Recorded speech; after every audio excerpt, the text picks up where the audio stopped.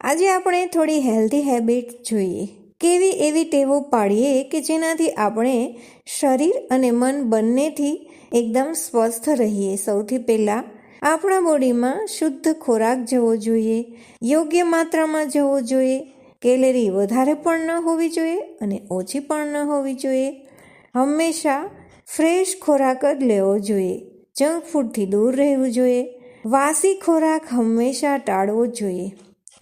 વજન ઘટાડવાનો છે પરંતુ મસલનો ગ્રોથ થાય એવા હંમેશા પ્રયત્નો કરવા. ત્યારબાદ પેટને માફક આવે એવો જ ખોરાક અને એટલો જ ખોરાક લેવો જોઈએ. જમ્યા પછી 100 ડગલા ચાલવું જોઈએ. રોજ સવારે વહેલા ઉઠવું અને મેડિટેશન કરવું. ત્યારબાદ યોગાસન, પ્રાણાયામ અને કસરત કરવી. રોજ સવારે ચાલવા પણ જવું.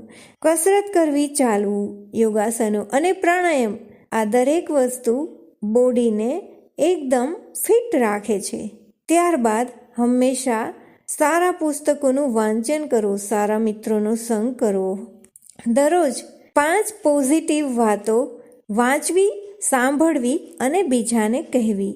જેમાંથી તમને કંઈક શીખવા મળે એ તમારે ડાયરીમાં લખવી અને હંમેશા તમારા સોશિયલ મીડિયામાં કે તમારી આજુબાજુ જે કોઈ વ્યક્તિ તમને મળવા આવે છે, તમે જેની સાથે ટાઈમ પાસ કરો છો એવી દરેક વ્યક્તિને તમારા આ 5 પોઝિટિવ વિચારો રોજને માટે કરવાના. જેનાથી તમે તો સ્વસ્થ રહેશો પણ તમારી સાથે રહેનારી વ્યક્તિ પણ સ્વસ્થ રહેશે.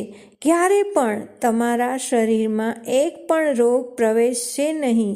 હંમેશા એક વિચાર તો આપણને આખા દિવસમાં નેગેટિવ આવે જ છે, પરંતુ આ નેગેટિવ વિચારને આપણે દૂર કરવાનો છે.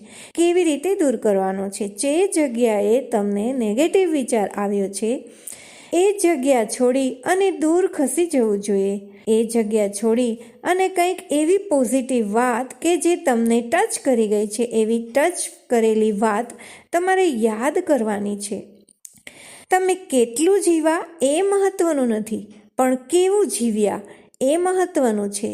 તમને જ્યારે ઉંમર થાય ત્યારે લાકડી લઈને અથવા તો કોઈનો સહારો લઈને ચાલવાનું થાય એ ગમે કે તમે મોટી ઉંમરે પણ એકદમ ટટાર અને ઝડપથી સ્વસ્થ રીતે ચાલી શકો એ ગમે? હવે ચોઈસ તમારી. તમે આ બધી જ વાતોનું ખૂબ નિયમિત રીતે પાલન કરશો તો અવશ્ય તમારા છેલ્લા શ્વાસ સુધી તમે ચાલતા રહેશો, ફરતા રહેશો અને હેલ્ધી રહેશો. તો કેવી લાગી મારી આ વાતો? જરૂરથી તમે મને કોમેન્ટ બોક્સમાં જણાવજો. અને હા, જો તમે મારી ચેનલમાં નવા છો તો જરૂરથી સબસ્ક્રાઈબ કરી લો.